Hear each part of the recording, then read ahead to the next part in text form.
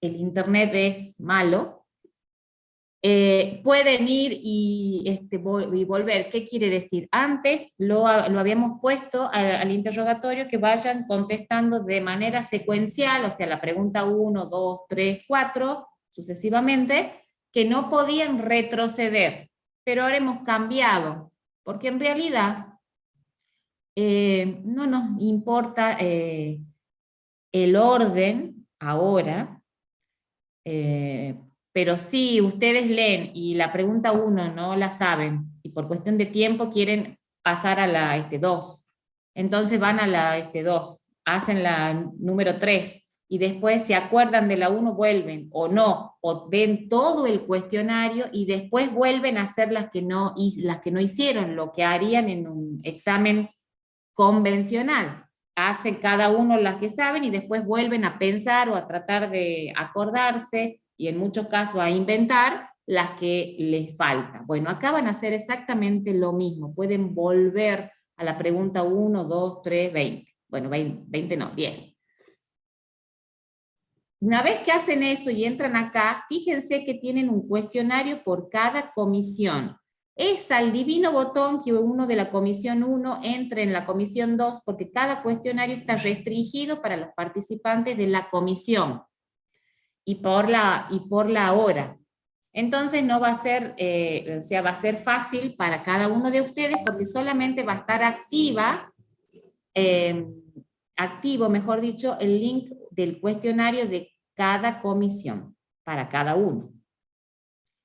Y ya está. Y después de eso lo hacen, si se les corta antes, por una cuestión de que ya pasaron los 30 minutos o la hora de que estaba abierto ese cuestionario, no se preocupen, no tienen que guardar las respuestas porque todo lo que hayan marcado se guarda y se envía automáticamente cuando el cuestionario se cierra. No hace falta que ustedes pongan finalizar. Dicho esto, volvamos a lo que nos compete hoy. Ay, qué linda la música de fondo que tengo del carro. Bueno, veamos hoy, herencia. Antes de empezar, ¿qué saben de herencia? A lo que voy, no quiero que me den una clase de herencia, pero si ustedes escuchan la palabra herencia, ¿qué es lo primero que se les ocurre? Que es algo que pasa de... Dale, ¿sí? Es Que algo que... heredaron tus padres. Paren, no se digamos, tapen. Antes estaba hablando, no lo puedo ver acá, pero un chico. Yo, Dale, vos decías que era qué. que para mí es algo que puede, Como te ay, salga, dale. y no me sale la palabra, que No se puede importa, pasar, explicarlo de que otra forma, que se puede que pasar. en el caso de... Sería heredar algo, una genes de persona a nuestros. otra. Sí, está bien el concepto, algo que pasa de una generación a otra, sí. Ahora decías vos, no sé si sos Agostina, no los puedo ver a todos acá, Sería pero... heredar genes. Sí, pero escuchen lo que les pregunto. Yo les pregunté herencia. Herencia, Ah, no herencia. Es heredar algo. heredar algo. ¿Y qué significa heredar algo? ¿Qué pasa como de una persona a otra, digamos? Claro. Recibir algo de alguien. ¿Sí? Ese alguien tiene que estar emparentado, porque si no, no es una herencia, es una donación. Ahora, está perfecto, ese concepto es el que tienen que tener, y justamente lo que vamos a tratar de ver hoy, no sé cuánta base en herencia tienen o vienen del secundario, pero vamos a ver los conceptos básicos y fundamentalmente Mendel. Todo esto, por eso esta bolilla se llama de esta manera, Un monje y su jardín, porque el padre de esto es justamente Mendel, Gregor Mendel, que era un monje. En realidad, más que monje, sí, estaba puesto como monje, pero para nosotros vendría a ser un tipo cura, más o menos. ¿Qué pasa con esto? Les voy a tratar de explicar cómo, ya en aquel momento, existen interrogantes, y eso acuérdense siempre. Siempre que vemos algo o que sabemos algo hoy, es porque hace algún tiempo atrás varias personas se preguntaron eso. Entonces intentaron buscar una explicación. Posiblemente no sea la única, la que se conoce hoy, posiblemente haya otras que aún no se conocen, o puede haber varias de las cuales se puede aceptar en determinadas condiciones más una que otras, pero la búsqueda permanente del conocimiento con el fin de entender por qué pasa algo, siempre el entender por qué pasa algo, recuerden que no es simple por entendimiento. Yo quiero entender por qué pasa algo para prevenir ese algo, inconscientemente o conscientemente. Pero veamos, por ejemplo, es tanto lo que se gasta, lástima que no hemos tenido más extenso la parte de reproducción sexual que no les damos, pero es tanto lo que los seres vivos en la naturaleza gastan energía, tanta energía en encontrar o impresionar, como dice ahí con mayúscula, a una hembra. En la naturaleza el macho es el encargado de mostrar ciertas aptitudes o habilidades para que la hembra sea la que elija. Eso pasa en la naturaleza. En nuestra especie es un poco diferente. Antes, por supuesto, sí estaba esta idea de la misma que en la naturaleza, pero hoy en día las cuestiones son un poco diferentes. Pero sea como sea, siempre una parte de la pareja quiere impresionar a la otra, o a la otra parte, sea una persona o sea un plural, para ver qué pica, más o menos así. Ahora, ¿por qué? ¿Por qué pasa esto? ¿Por qué en la parte de los animales grandes y no tan grandes, los machos tienen que pelear para que la hembra los pueda elegir? ¿O por qué en el caso de ciertas aves, sobre todo estas, que es el pavo real, por qué el macho que tiene la cola más grande, con las plumas más vistosas, con los colores más fuertes, es el elegido? Y sin embargo, la hembra en esta especie es una hembra que no tiene plumas largas, no tiene cola, es un color marrón tierra seco, no tiene gracia. Y aún así, el macho es el que despliega todo un comportamiento de cortejo hacia la hembra. Lo mismo pasa en otras aves donde no importa el tamaño de la cola, pero sí, por ejemplo, cuál de los machos en los pajaritos tiene la habilidad para hacer semejantes construcciones, y generalmente son pájaros chiquititos. Ponen tan bien estas ramas y decoran, porque no es simplemente hacer un techo con un hueco, no. Estos animalitos tienen que, aparte de hacer eso, tienen que decorar, y muchas veces buscan cosas de color brillante para poner en ese nido, porque es un nido, pero hecho como una casa. Ahora, ¿por qué?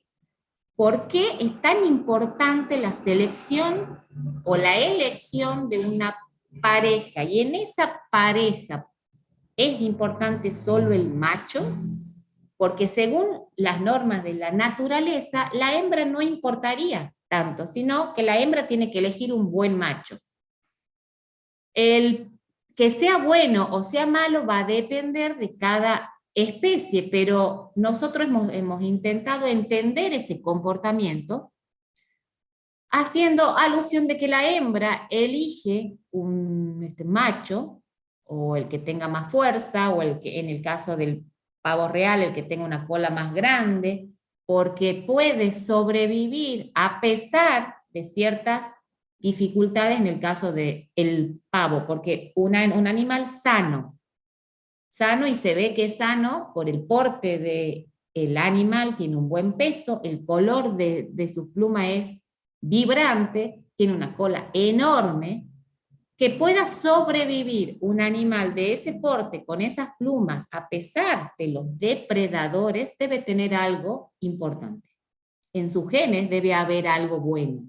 Esa es la interpretación, o lo que nosotros interpretamos que la hembra del pavo real interpreta. El hecho de que la hembra de este pajarito busque eso y aparte que sea estéticamente agradable, es porque es un animal que tiene ciertas características distintivas del resto. Si es capaz de construir esto, es capaz de conseguir alimento, es capaz de criar las crías, es capaz de... En el caso de los tigres, tengan en cuenta que en este caso no viven en familias. El tigre es solitario. La hembra es la que se encarga de las crías hasta el momento de un año y medio, donde las crías quedan libres. Y la madre vuelve a estar en soledad, y el macho igual. No forman un clan o una familia. Entonces, en ese caso, la hembra selecciona el macho que tenga capacidad de defenderse, porque están solos. Son animales solitarios, diferente fuera otra especie que forman familia, que hay muchos, ¿no? Entonces, cada hembra de cada especie, de acuerdo a las características que necesita esa especie, va a seleccionar uno u otro macho. O sea, va a tomar en cuenta ciertos caracteres de ese macho que pueden ser tomados en cuenta en una especie y no en otra. Y que, aparte de seleccionar, porque el pensamiento en realidad el objetivo oculto de este proceso, oculto digo porque no sé qué tan consciente es en las otras especies, en nuestra especie es muy consciente el hecho de buscar una pareja, no es porque nos sentimos solos, y tiene que ver con la cronología, no es lo mismo una persona que tiene 15 años y busca un novio o una novia, a una persona que tiene 30. Bueno, aunque hoy en día eso es más relativo, pero a Sí, lo que bueno, voy a pero yo decir, creo que ahí o sea, los objetivos son distintos. O por sea, supuesto, la no van por... racionalización hay algo que tienen que entender. En la naturaleza es un comportamiento intuitivo. En el momento en que la hembra entra en celo, despliega una liberación de ferormonas que es captada por el macho. En otro momento el macho puede matarse o puede meter las plumas por todos lados o puede construir una torre Eiffel y la hembra no le va a importar porque no está receptiva. A eso voy. En el resto de la naturaleza es diferente a lo que es para nosotros, porque nosotros en este punto no somos intuitivos, ya hemos racionalizado el tema de la reproducción. En el caso de la naturaleza no, en el resto, ¿no? Me refiero. El fin es la reproducción, es mantener la especie lo mejor que se pueda. Cada vez que la hembra entra en celo hay que reproducirse porque es la única vía para mantener o perpetuar una especie. Y hay que hacerlo con el animal que tenga los mejores genes. Eso es la explicación que le damos hoy. Obviamente que ellos no interpretan, no sé hasta qué punto, en realidad no puedo decir que no sé hasta qué punto el pavo real interpreta eso. Ahora, todo esto tiene que ver porque el hecho de que exista una descendencia, el hecho de que existan crías para perpetuar una especie, es que inconscientemente los dos padres aportan algo a esas crías. Antes se creía que la hembra no era tan importante, que de hecho en la naturaleza la hembra es la que selecciona al macho. En realidad, visto de otra forma, no es que la hembra no sea tan importante, la hembra ya es importante. Entonces lo que tiene que buscar ahora es otro que se asemeje o que aporte mejores cosas de las que ella tiene.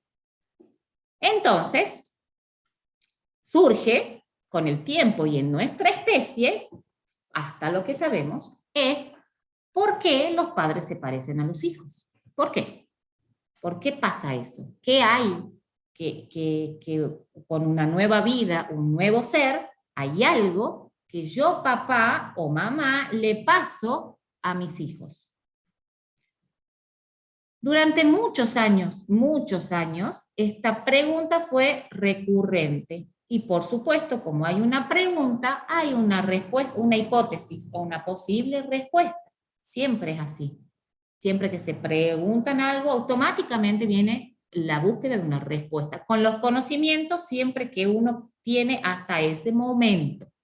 Entonces, más o menos a mediados del siglo, durante el siglo XIX, en el 1800, antes se creía, y era la figura esta que tiene acá, que se llama homúnculo, se creía que todo estaba en el espermatozoide, que el espermatozoide tenía en su cabeza ya venía un hombrecito preformado, ya estaba formado completamente, lo único que tenía que hacer era encontrar un lugar óptimo para crecer.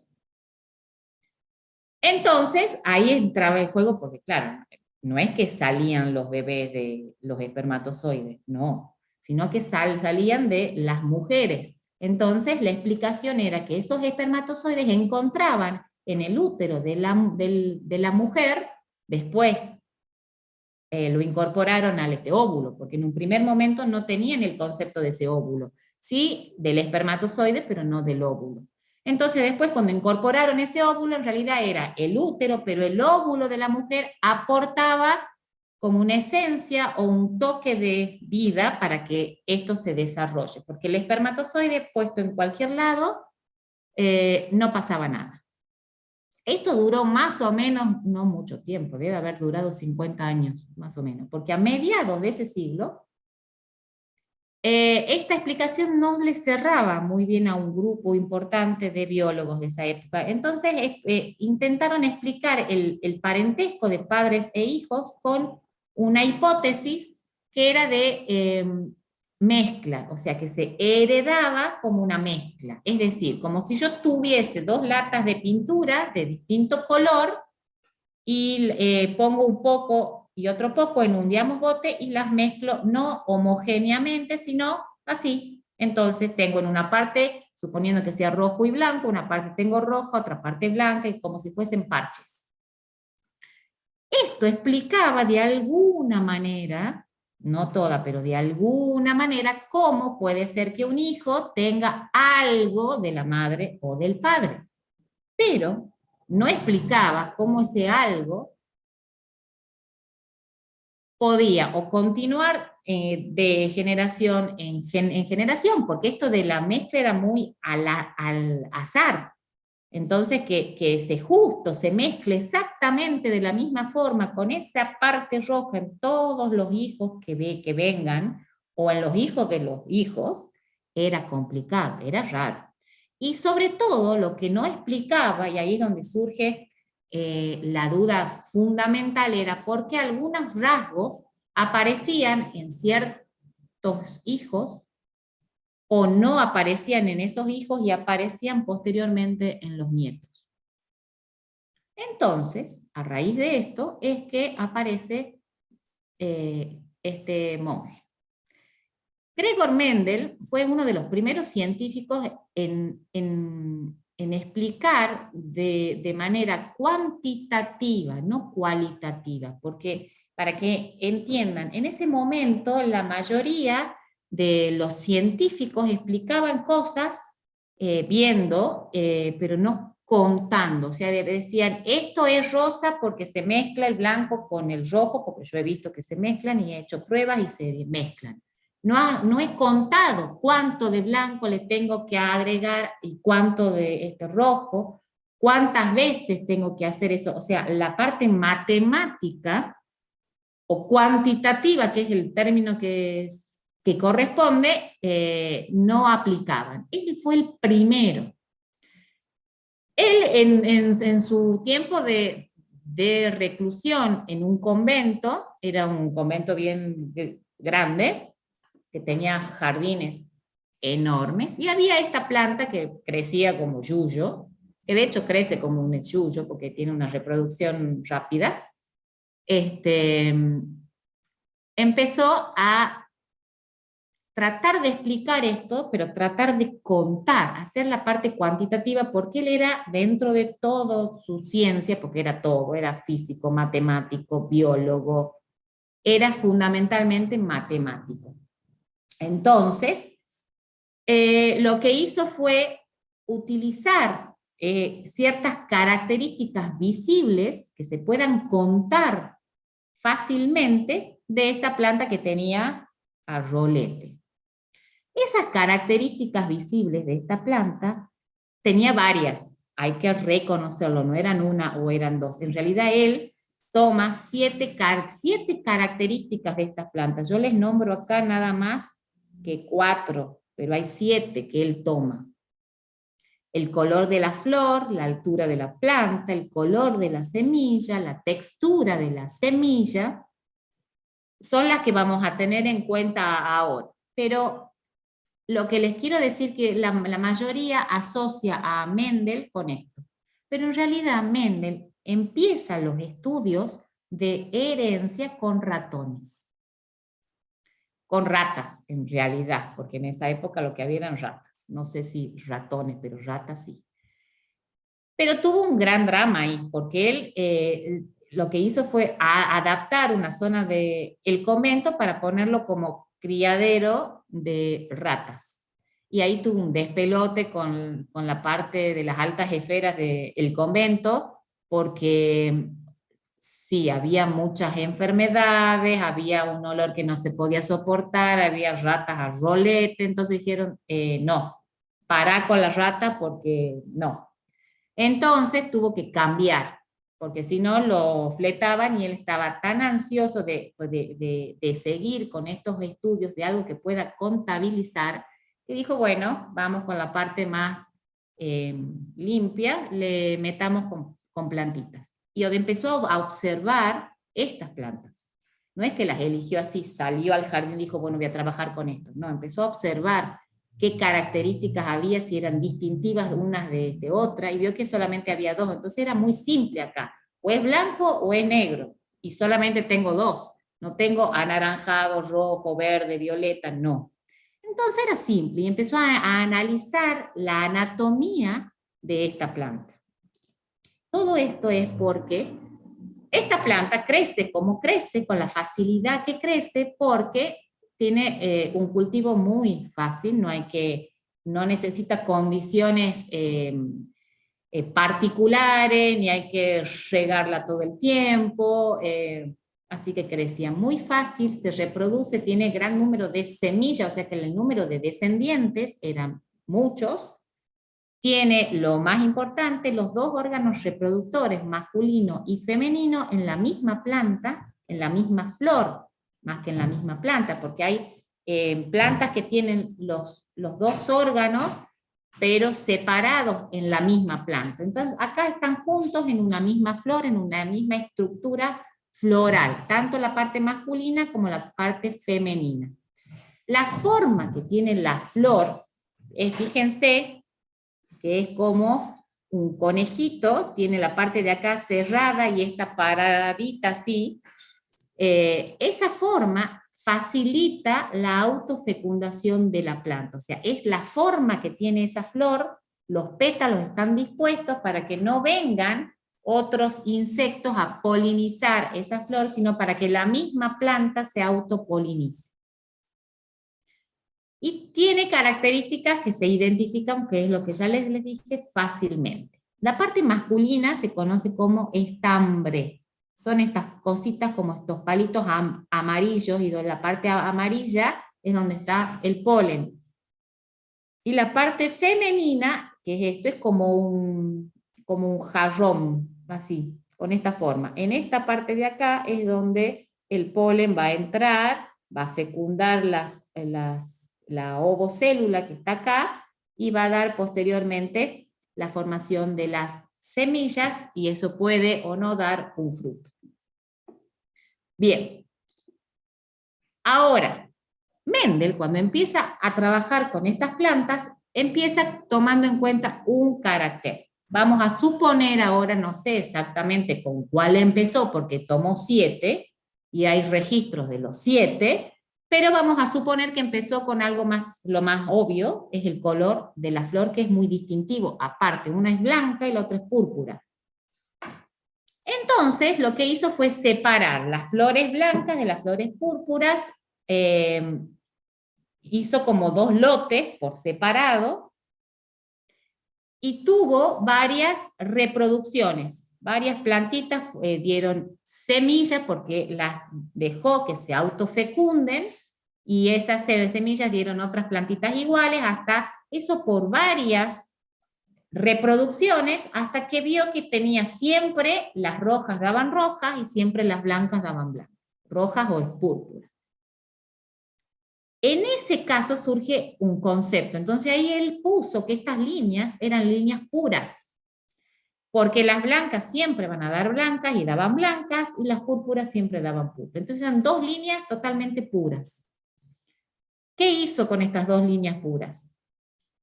Las cruzó entre ellas. ¿Cómo hizo eso? Como estas plantas tienen los 2 órganos sexuales en la misma flor, lo que hizo fue cortar los órganos masculinos, que son los más fáciles de extraer, los cortó de una planta, los cortó de la otra planta, y lo que hizo fue polinizar de manera cruzada las plantas. Así evitaba la autopolinización, y sí lo polinizaba él con los estambres de la otra. Lo hizo tanto en una planta como en la otra. No es que lo hizo solamente en las púrpuras, agarró a las blancas, lo hizo en ambas. Después de que se fecundaron, salieron las semillas las plantó, las sacó, porque salen como en una vaina. Entonces, como si fuesen arvejitas. Entonces sacó esa vaina, sembró esas semillas en un lote, sembró las semillas en otro lote para tenerlas separadas, y vio que después, aparte que tiene un crecimiento rápido, forman flor rápidamente, vio que todas, tanto las que cruzó de una planta como las que cruzó con la otra, todas daban flores púrpuras, todas. ¿Y el blanco? ¿Qué pasó con el blanco? Ahí como que el tipo dijo, acá algo no está funcionando, yo hice algo mal, o pasó algo acá. Antes de analizar qué pasó, él tenía que identificar los que eran padres, les puso generación paterna, o P, o parental, que es igual, que eran los 2 progenitores, los 2 padres. A los hijitos, a esas plantas, les puso filial. Como era la primera generación, le puso filial 1. Entonces así nace el concepto de F1. Y empezó a contar, ya desde acá contó que de todas las plantas, todas eran del mismo color, entonces el 100% eran púrpuras.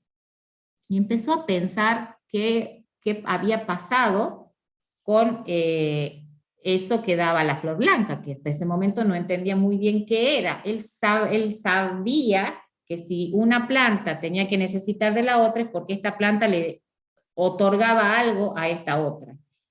Y que las blancas daban blancas, porque las blancas, cuando yo las polinizo con las púrpuras, dejan de dar blanco. como que el blanco se pierde.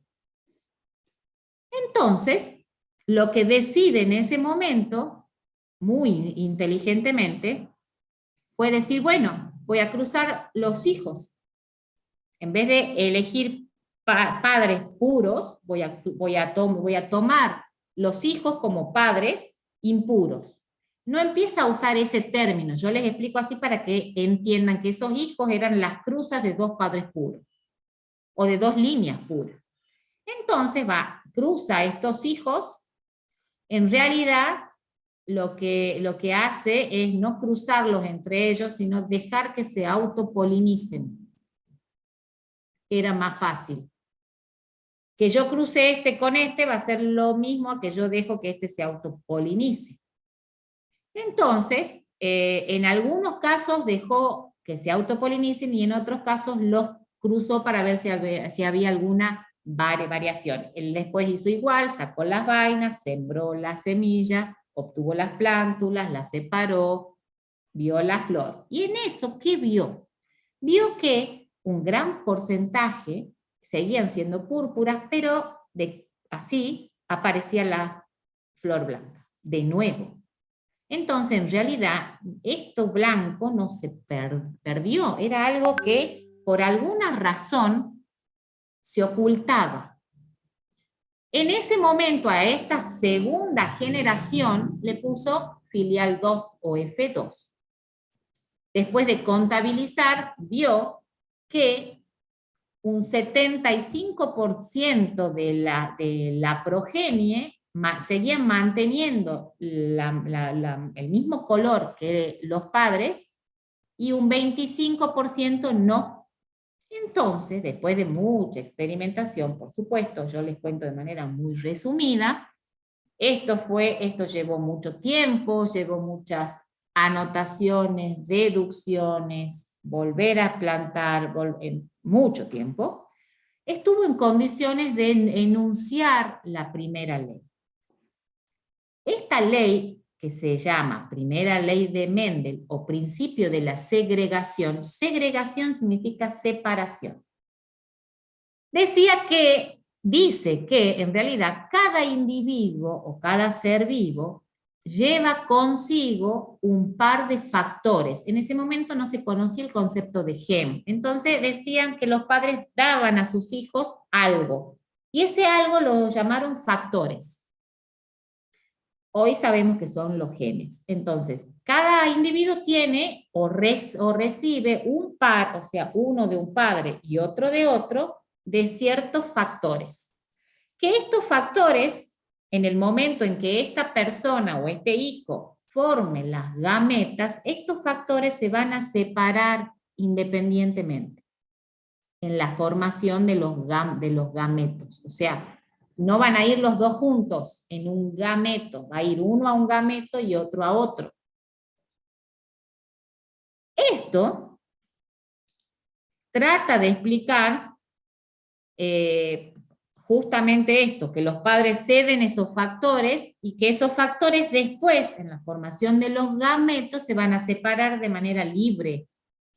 Por lo tanto, no es fácil, o sea, no es matemático que justo pase y se encuentre un factor que antes no estaba, después se exprese y así sucesivamente. Pero esto en realidad no explicaba qué progenitor aportaba cuál copia y cuál en la progenie se veía. ¿Por qué se veía el púrpura y no el blanco? En realidad la pregunta era esa, ¿por qué?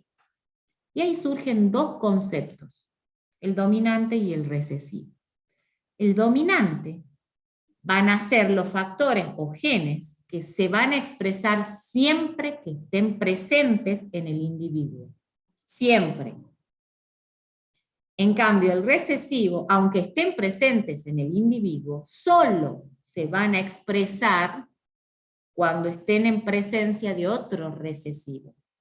Porque si está el dominante, el recesivo no se va a expresar. Solo se expresa cuando haya otro recesivo. Es decir, cuando cada gen que aporta cada padre sea recesivo, recién se va a expresar.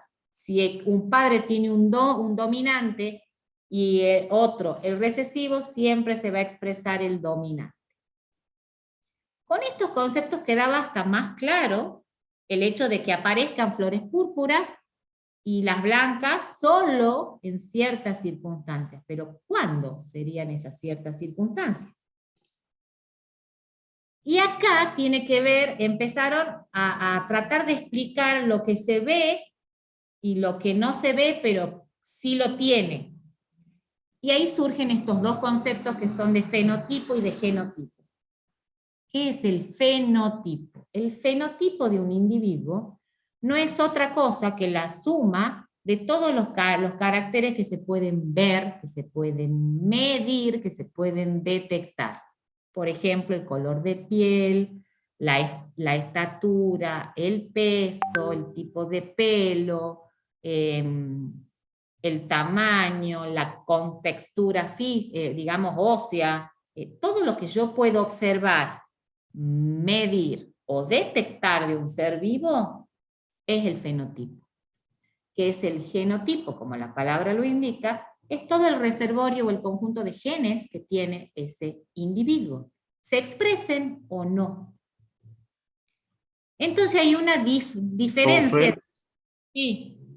disculpe, ¿y el quimiotipo? Mm. Porque hay algunas plantas que las clasifican por quimiotipo también.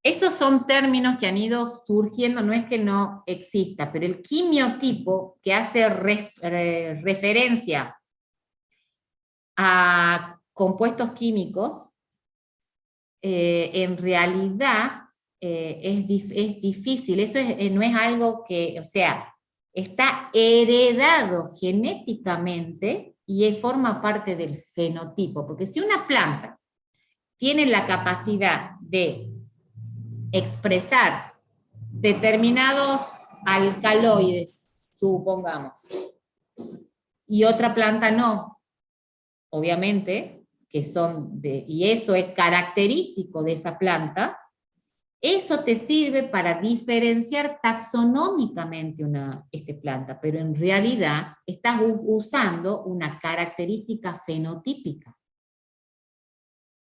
Por más que les pongas la parte química, porque podés agarrar la parte química, los compuestos químicos, los metabolitos secundarios, el tipo de hoja, el que ya se usan en la taxonomía, pero todo eso que lo podés observar, lo podés medir y detectar, forma parte del fenotipo. Después puedo hacer siempre subgrupos, ¿sí? Pero todo forma parte del fenotipo. Si no lo podés detectar como un compuesto químico, no es una característica fenotípica, porque no se ha expresado. Quizás sí estén los genes, pero no se ha expresado.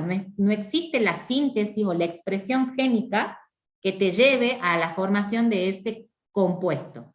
Por supuesto que la formación de ese compuesto no se forma porque sí, sino que tiene todo un conjunto enzimático que va a unir diferentes compuestos para que una planta genere alcaloides, porque del ADN no obtengo alcaloides, del ADN obtengo proteínas siempre.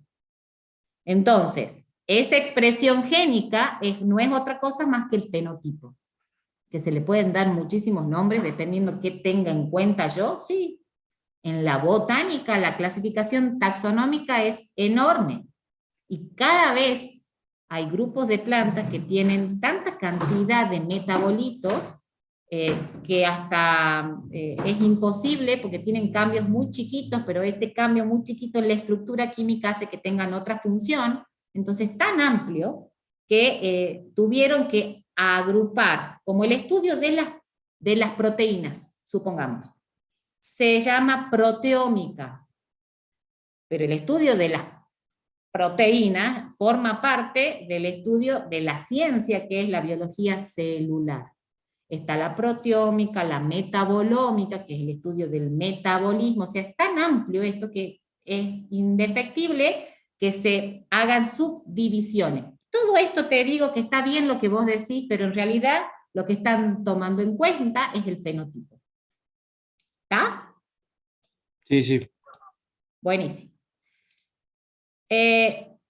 Ahora veamos, yo les voy a poner un ejemplo para que les quede claro, si bien creo que la mayoría entiende lo que es fenotipo y lo que es genotipo, pero lo vamos a poner con un ejemplo teniendo en cuenta los caracteres dominantes y recesivos. Por ejemplo, el color de ojos. La característica es el color de ojos. Ahora vamos a ver cuáles pueden ser las posibilidades. El color de ojos oscuros siempre son dominantes. El color de ojos claros, sea el claro que sea, son recesivos.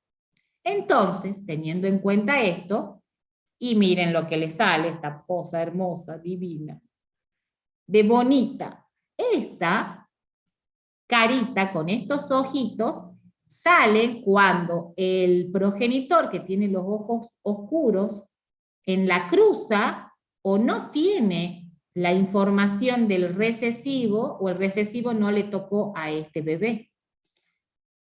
Pero si consideramos el genotipo, puede darnos los ojos claros. Puede. Para eso hay que ver qué genotipo tiene el padre. Dicho esto, si yo no tengo en cuenta el genotipo, simplemente con ver, o sea, el fenotipo, veo los ojos oscuros del padre y los claros de la madre, puedo deducir que el bebé va a tener ojos oscuros, porque el oscuro es el dominante. Pero si tengo en cuenta el genotipo, quizás, si el padre tiene la información del recesivo y tiene la suerte de azarosamente ese gen iba en ese espermatozoide, se encuentra con los óvulos de la madre que tiene recesivo, el bebé puede salir con ojos claros. Todo depende de qué es lo que tengo en cuenta. En realidad, lo que hay que tener en cuenta es el genotipo. Porque el fenotipo puede expresar algo que lo tiene, pero no me va a dejar ver algo que quizás tenga. Dicho esto, surge otro concepto que era, acá empieza a tomar más forma el concepto de gen. En el postulado de la herencia particulada. Esas partículas, o eran factores que le llamaba Mendel, acá ese concepto toma forma y dice que los padres transmiten esas unidades heredables o factores o genes. El nombre de genes aparece mucho después, pero el concepto ya tenía peso en el 1900 casi ya. Y estos genes, o estas partículas discretas, mantenían identidad en la descendencia, es decir, cada gen mantenía su estructura y su posibilidad de expresión. Eso es lo que quiere decir. Y no se diluía de una generación a otra, o sea que en realidad si se heredaba, se mantenía. Podría expresarse o no, y ahí es donde hay que tener en cuenta si es recesivo o es dominante. Y ahí aparecen otros dos conceptos. Ya aparece el concepto de gen y el concepto de alelo. El gen es esa unidad que se hereda, que es la unidad hereditaria básica, que controla las características de un ser vivo, de una célula, de cualquier ser vivo. Ahora, esto ya lo saben, estos genes se expresan a través de una proteína, siempre es igual. Por ejemplo, el color de ojos. Esta es la característica, y hay genes que van a expresar colores de ojos. Ahora hay una gran variedad de colores de ojos. Cada variedad de color de ojo, posibilidad de este mismo gen, se llama alelo. Entonces les voy a repetir esta parte. El gen codifica para una característica, o sea, la altura, la estatura, el tipo de pelo, el color de pelo, el color de piel, el tipo de piel, los rasgos, todas esas son características. Ahora, para cada característica puedo tener posibilidades, más de una. Esas posibilidades para la misma característica es lo que se conoce como alelo. ¿Entienden todo esto? ¿Sí? Sí, profe. Sí, profe. Sí, profe. Además, yo creo que esto es lo más entretenido que hay. Va, para mi gusto, a mí me encanta todo esto. O sea, todo el tema de genes, de transmisiones, todo es muy bueno.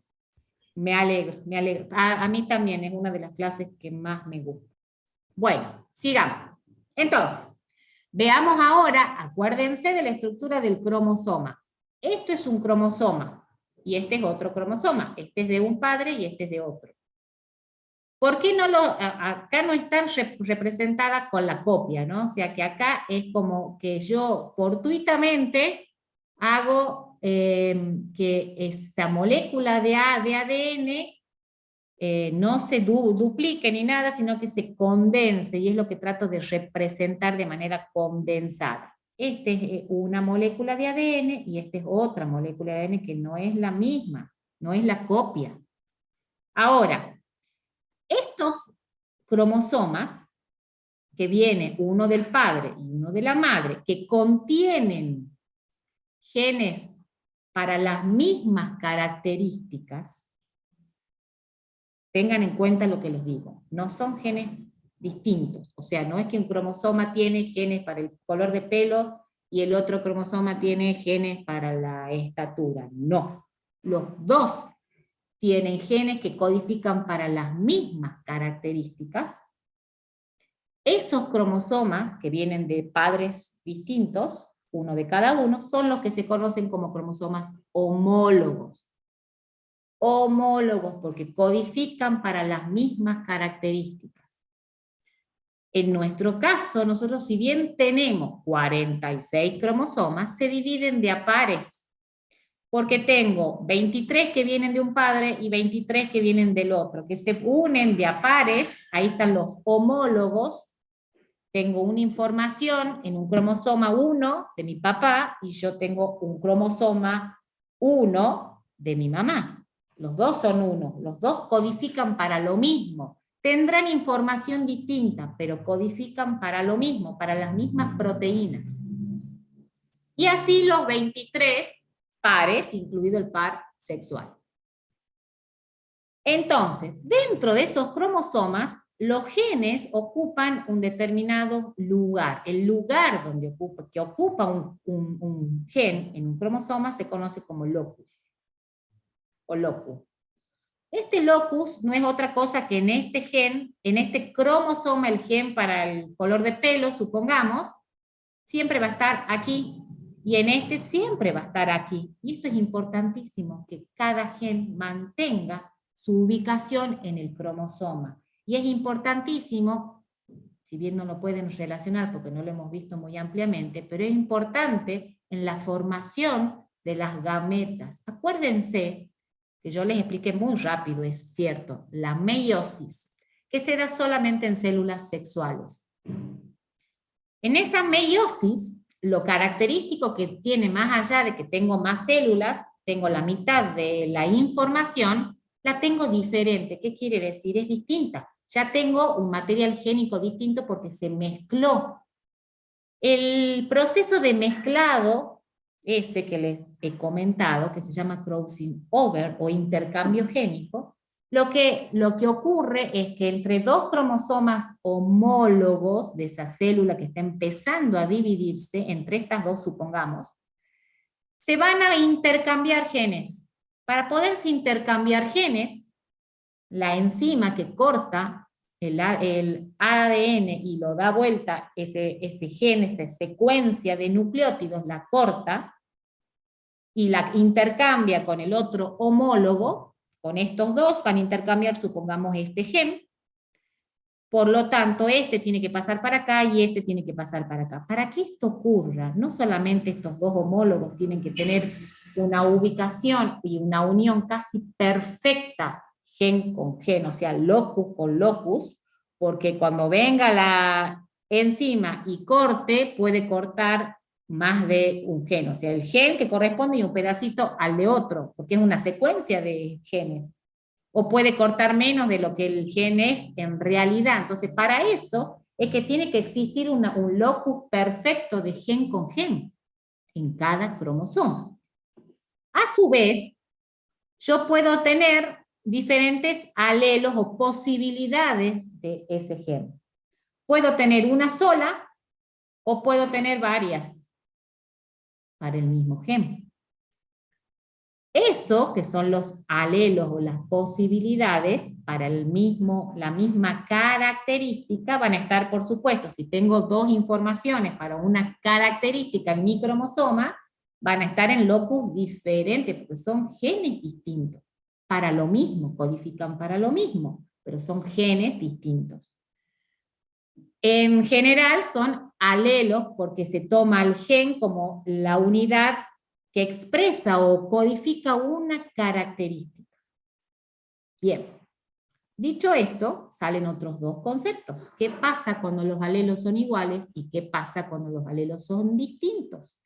Ya sean dominantes o sean recesivos. Y para poder entender todo esto se tuvo que dar un tipo de nomenclatura. Entonces, primero, a los alelos dominantes, como eran dominantes, se los marcaba o se los identificaba con letras mayúsculas.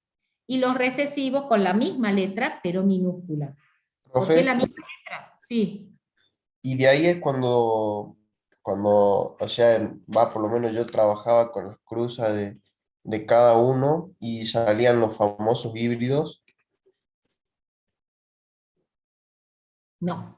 El término híbrido está mal puesto, porque el híbrido corresponde a la cruza de dos especies diferentes.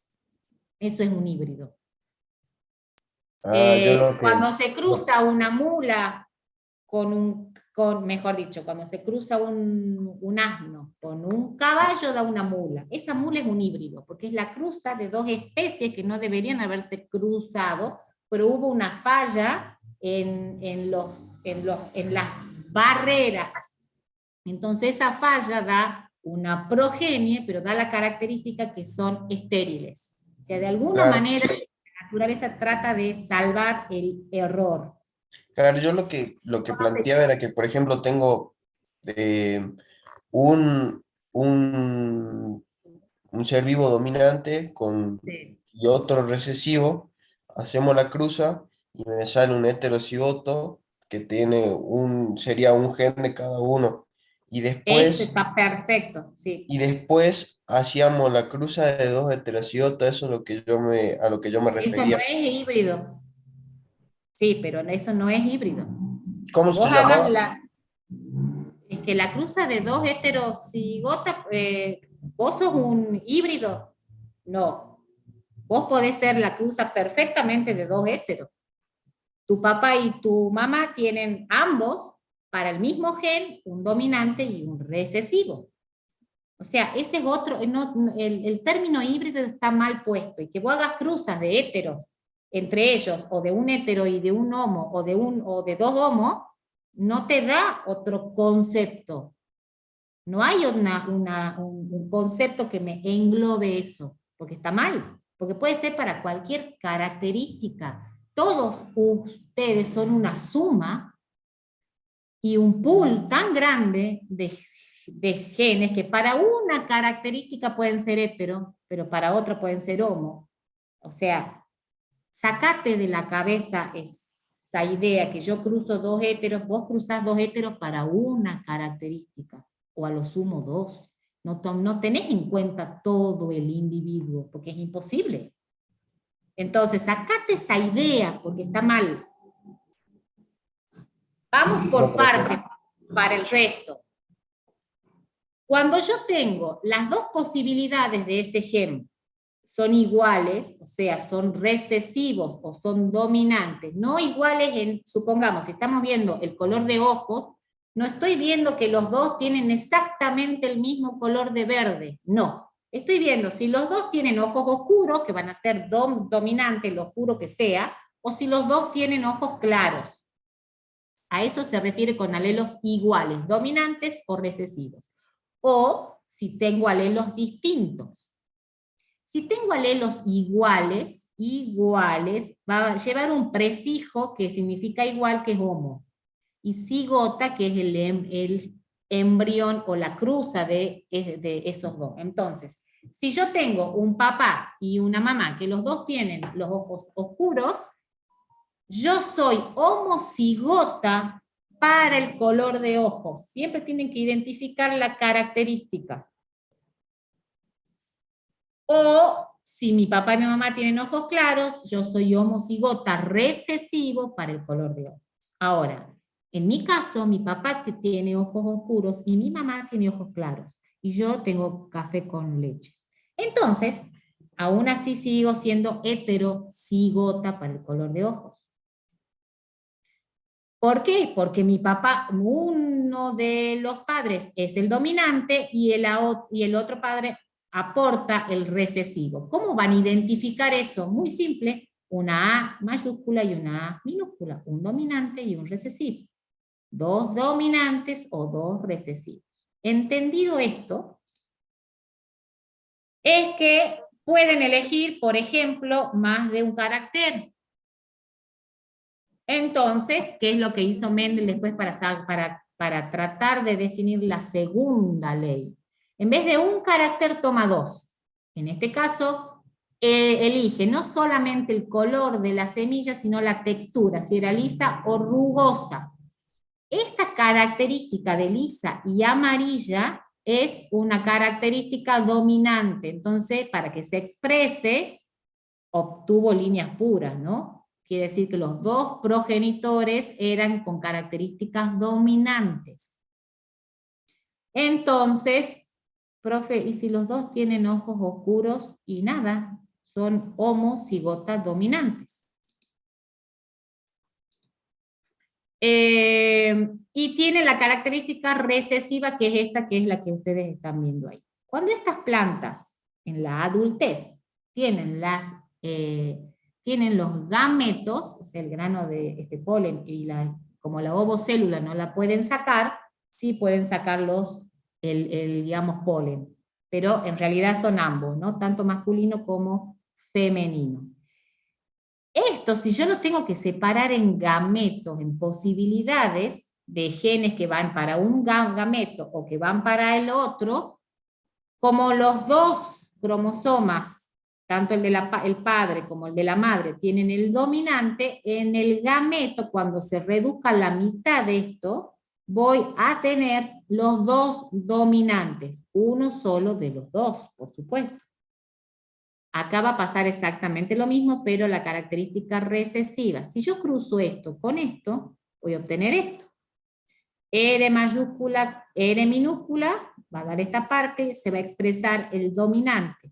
I mayúscula, I minúscula, se va a expresar el dominante. Por eso sigo obteniendo, incluso para las dos características, el 100% dominante. Si yo cruzo de nuevo, y esto hago lo mismo que con la primera ley, si cruzo de nuevo dos heterocigotas, voy a obtener, esto es la representación gráfica de lo que es un cuadro de Punnett. El cuadro de Punnett es una manera muy simple de representar o de poder calcular posibilidades. Esto, acuérdense, no es exacto. Yo cuando estaba en primer año de la facultad también me he puesto a hacer el cuadro de Punnett. Yo digo, mi mamá, yo soy heterocigota, y si me pongo de novia con ese de allá que tiene los ojos claros, y yo quería tener chiquito de ojitos claros. No sé para qué, pero bueno. Esto es posibilidad, no es ciencia cierta y exacta. Existe una posibilidad, una probabilidad. ¿Por qué? Porque todo esto es cuantitativo, es matemático.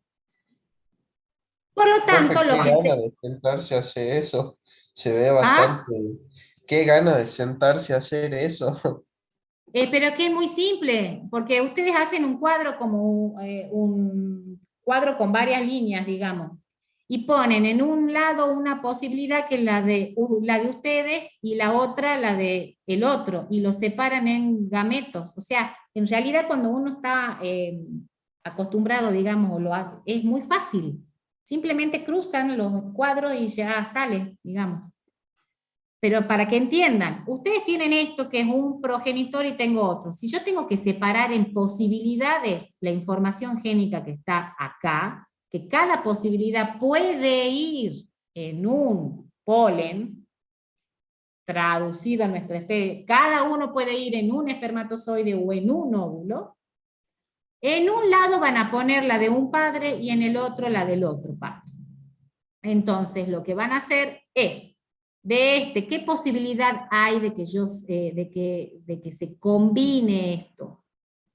Por supuesto que siempre tengo que poner un carácter y el otro. No puedo poner 2R en un gameto. ¿Por qué? Porque no puede salir un conejo sin ojos. Supongamos que la característica sea el color de ojo, o mejor dicho, el ojo. ¿Cómo va a salir un conejo sin ojos? O sea, la información tiene que estar en todos los gametos, en todas cada una de esas células.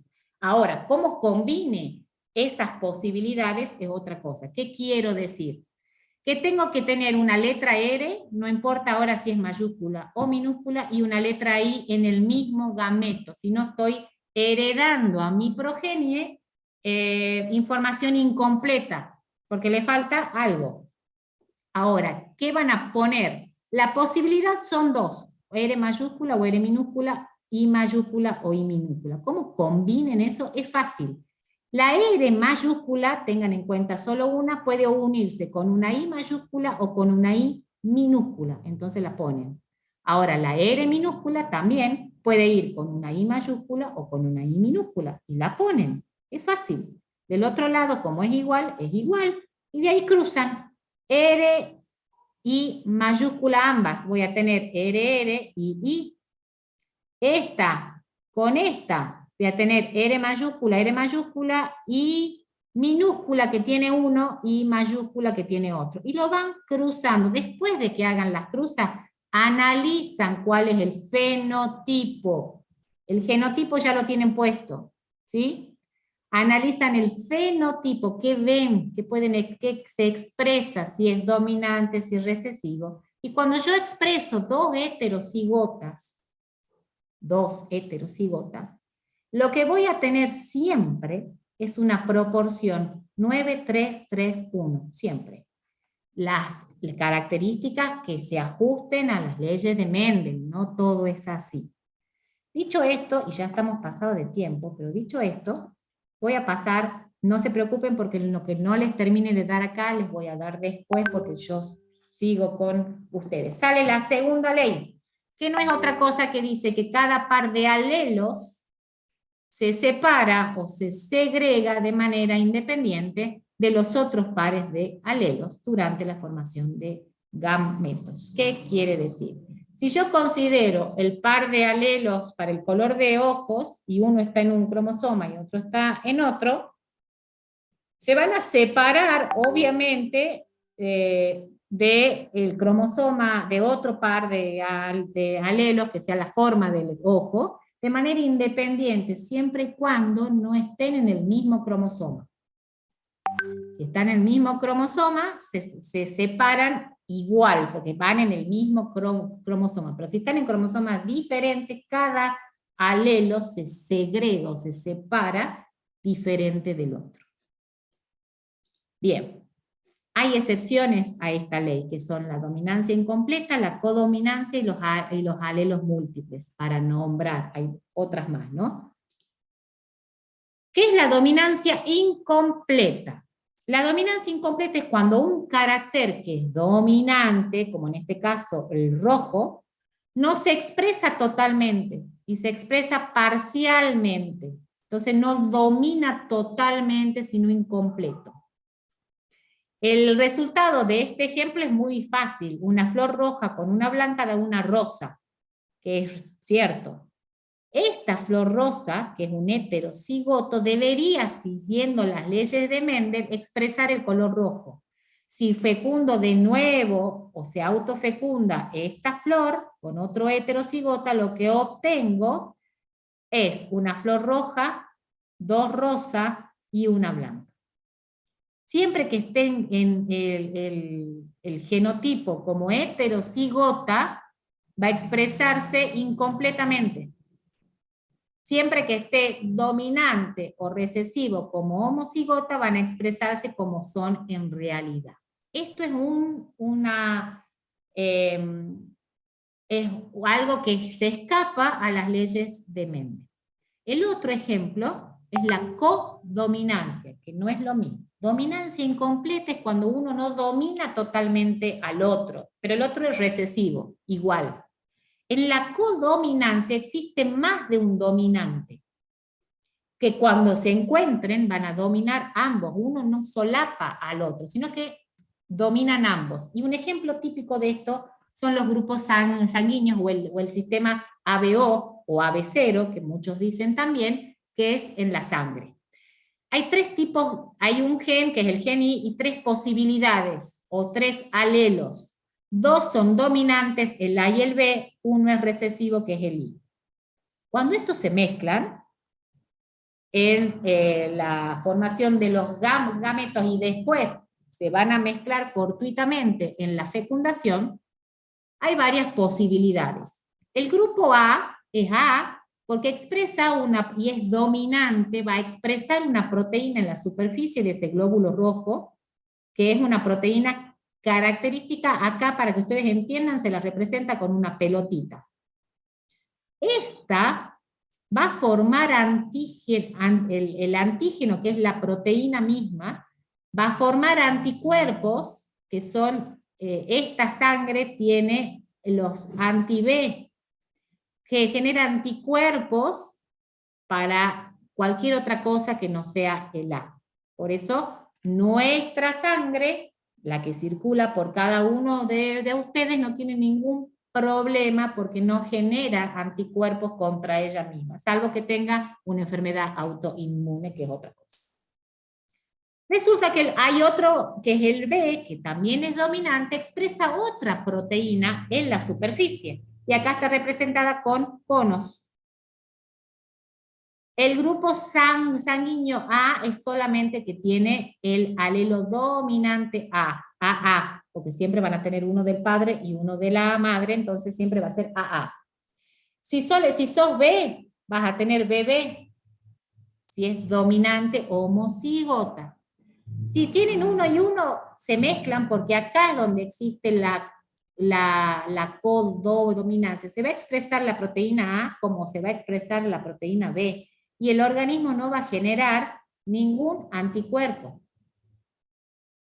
El grupo 0, u O, es aquel que no expresa ninguna proteína, por eso es el grupo dador universal, porque no tiene ninguna interacción, no es capaz de, cuando es introducido en un organismo que tiene otro grupo sanguíneo, no puede expresar una proteína, por lo tanto no es reconocido como algo extraño, y es el dador universal, por eso.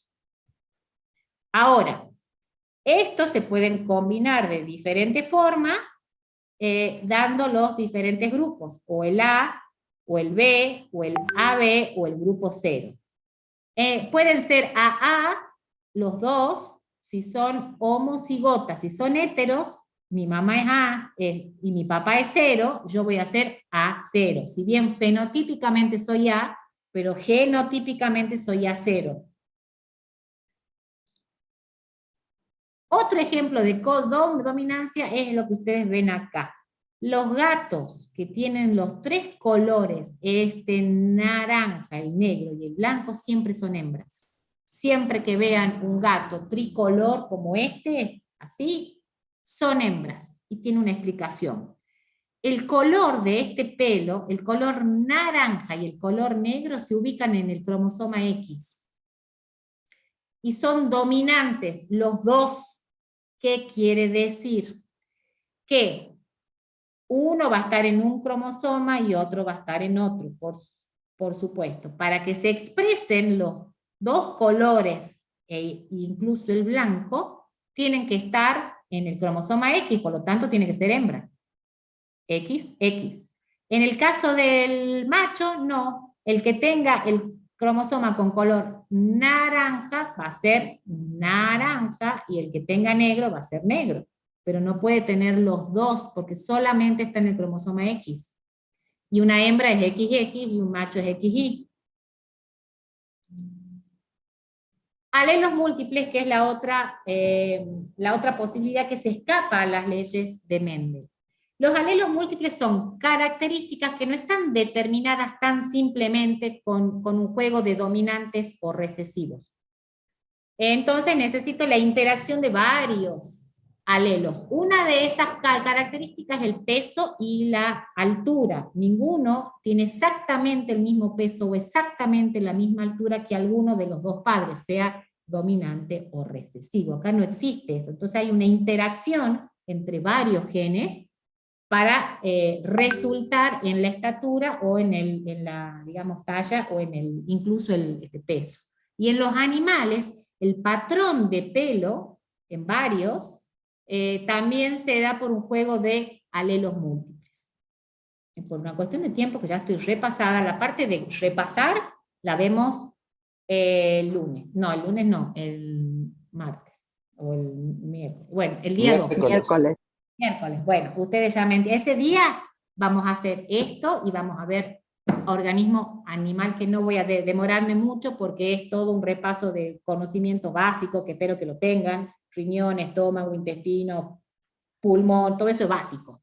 Así que no me voy a demorar tanto en eso y vamos a retomar esto porque sí van a haber problemitas de herencia.